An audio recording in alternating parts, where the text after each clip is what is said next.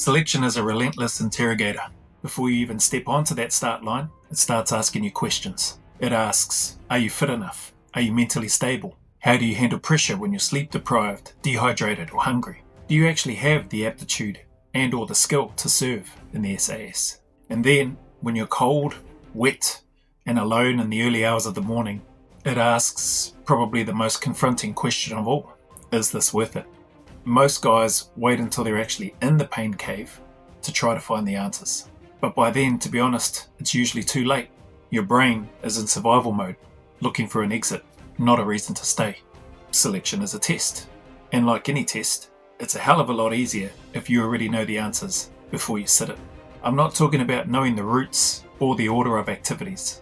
I'm talking about having your internal responses already pre-programmed. You want to show up with a folder full of answers to the questions that will surface, both from the directing staff and from that voice inside your head. When you do that, your energy shifts. You carry yourself with a quiet certainty. Because when things are at their worst, you aren't searching for a reason to stay. You already have it on instant recall. Let me share one example and experience with you from my own build-up. I'd tasked myself with a 12-kilometre pack march at 55 kilos to do that within a time of 1 hour and 30 minutes. Now that weight didn't include the weight of my webbing, which probably would have been another 4 to 5 kilos at the time. Long story short, I failed that miserably. I limped and struggled back to my barrack lines a little over 2 hours later, feeling deflated and sore. I was too slow and I'd missed the timing that I'd set for myself. To make it worse, I had another pack march scheduled for the next morning before company PT.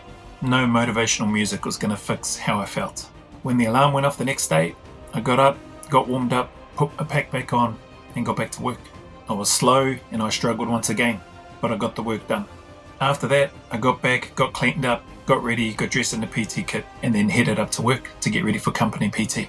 During company PT, I struggled. If I wasn't in the middle, I was towards the back during a lot of the PT sessions that we did as a company. And to top it off, I'd be getting told to hurry up by my NCOs because I was falling behind.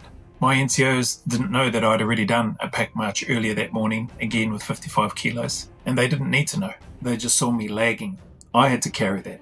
I had to sit with that. I had to question myself while being told I wasn't keeping up. But that's the point.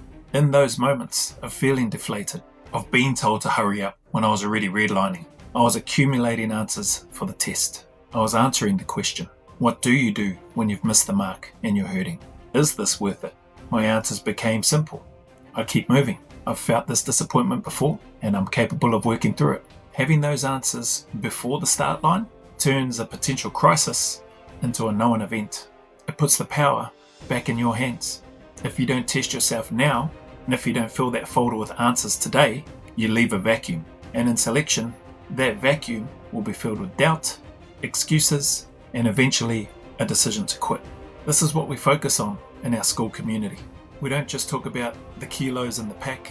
We talk about the internal contract you write with yourself and provide means, resources, tools, and methods of how to accomplish that.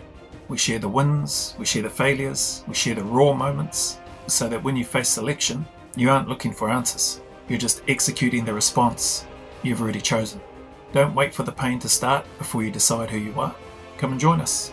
Get access to the vault and to the classroom and start building your blueprint for success. I'll see you on the inside.